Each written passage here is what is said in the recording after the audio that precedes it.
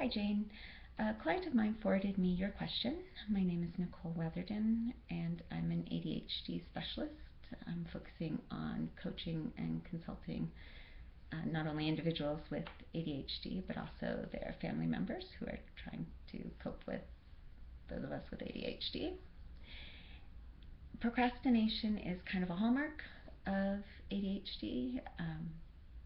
We do it deliberately when we're trying to avoid an unwelcome or unpleasant task that we really have no interest in doing, or something that we find too hard. Unfortunately, there's also something called hyperfocus that we also tend to suffer from, and it kind of sounds out of place when you think of ADHD as attention deficit disorders. Hyperfocusing is over-attention to something, and it can be pretty brutal. We can get sucked into a task or activity or video game for hours and hours on end, and we can forget to eat, we can forget to sleep, we can certainly forget to do those exam revisions that we told Mom that we do in just a sec. And I know it's tempting to want to just ban the PS3, that take care of all the problems.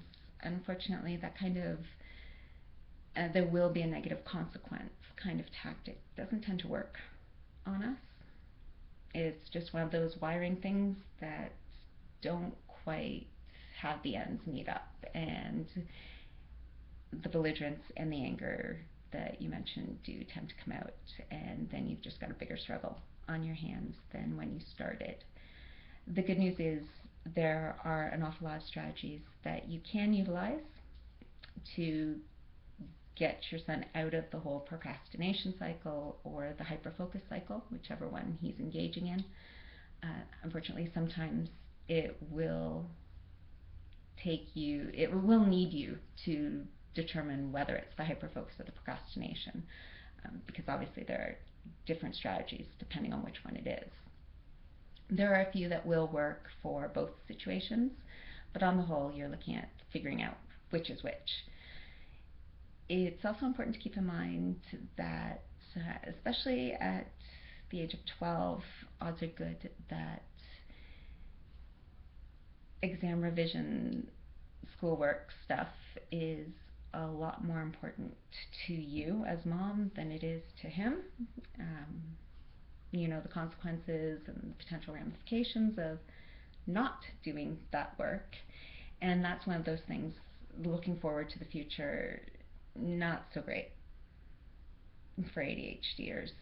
We don't tend to do that very well, so it can be very difficult to motivate us to do something that we don't personally find is important. So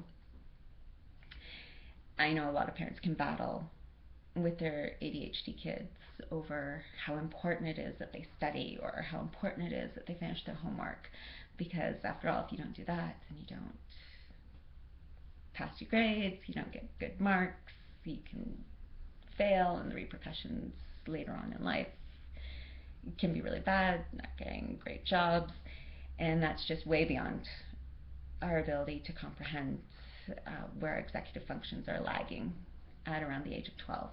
So definitely don't exhaust yourself with that one. And don't worry too much about ranting. Again, it's an emotional roller coaster ride with ADHD, both for us with ADHD and for you trying to cope with us. And we react to everything emotionally, intensely emotionally, and that can be really exhausting. So sometimes just being able to talk to somebody who understands, that can be the most beneficial thing in the whole world.